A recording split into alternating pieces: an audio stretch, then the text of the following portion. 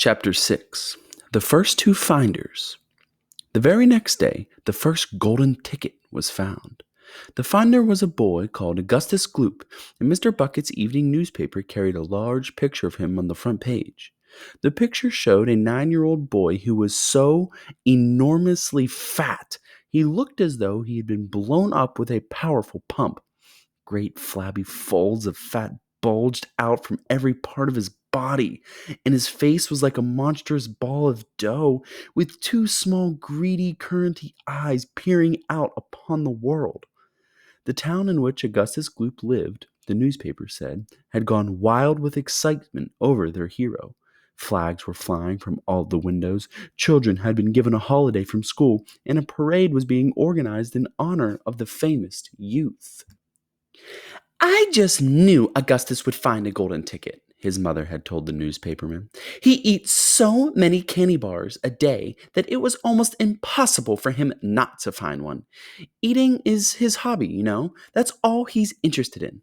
But still, that's better than being a hooligan and shooting off zip guns and things like that in his spare time, isn't it?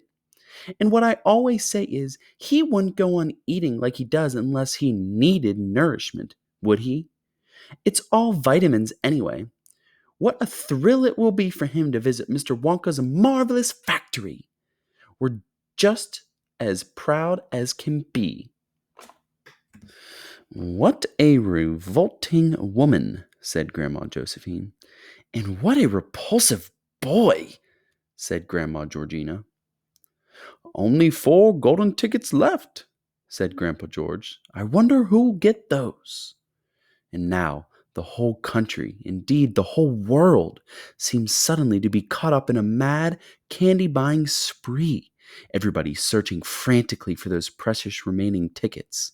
Fully grown women were seen going into sweet shops and buying 10 Wonka candy bars at a time, then tearing off the wrappers on the spot and peering eagerly underneath for a glint of golden paper. Children were taking hammers and smashing their piggy banks and running out to the shops with handfuls of money.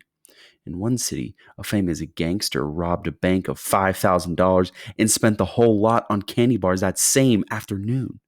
And when police entered his house to arrest him, they found him sitting on the floor amidst mountains of candy, ripping off the wrappers with the blade of a long dagger. In far-off Russia, a woman called Charlotte Roos claimed to have found the second ticket, but it turned out to be a clever fake. In England, the famous scientist Professor Foulbody invented a machine which would tell you at once, without opening the wrapper of a candy bar, whether or not there was a golden ticket underneath it. The machine had a mechanical arm that shot out with tremendous force and grabbed hold of anything that had the slightest bit of gold inside it. And for a moment, it looked like the answer to everything. But unfortunately, while the professor was showing off the machine to the public at the candy counter of a large department store, the mechanical arm shot out and made a grab for a gold filling in the back tooth of a duchess who was standing nearby. There was an ugly scene, and the machine was smashed by the crowd. Suddenly, on the day before Charlie Bucket's birthday, the newspaper announced that the second golden ticket had been found. The lucky person was a small girl called Veruca Salt, who lived with her rich parents in a great city far away. Once again, Mr. Bucket's evening newspaper carried a big picture of the finder. She was sitting between her beaming father and mother in the living room of their house, waving the golden ticket above her head and grinning from ear to ear. Veruca's father, Mr. Salt, had eagerly explained to the newspapermen exactly how the ticket was found. "You see, fellers," he had said, "as soon as my little girl told me that she simply had to have one of those golden tickets, I went out into the town and started buying up all the Wonka candy bars I could lay my hands on. Thousands of them. I must have bought hundreds of thousands. Then I had them loaded onto trucks and sent directly to my own factory. I'm in the peanut business, you see, and I've got about 100 women working for me over at my joint, shelling peanuts for roasting and salting. That's what they do all day long, those women. They sit there shelling peanuts. So I says to 'em, 'Okay, girls,' I says, 'from now on you can stop shelling peanuts and start shelling the wrappers off those crazy candy bars instead.' And they did. I had every worker in the place yanking the paper off those bars of chocolate full speed ahead from morning till night. But 3 days went by and we had no luck.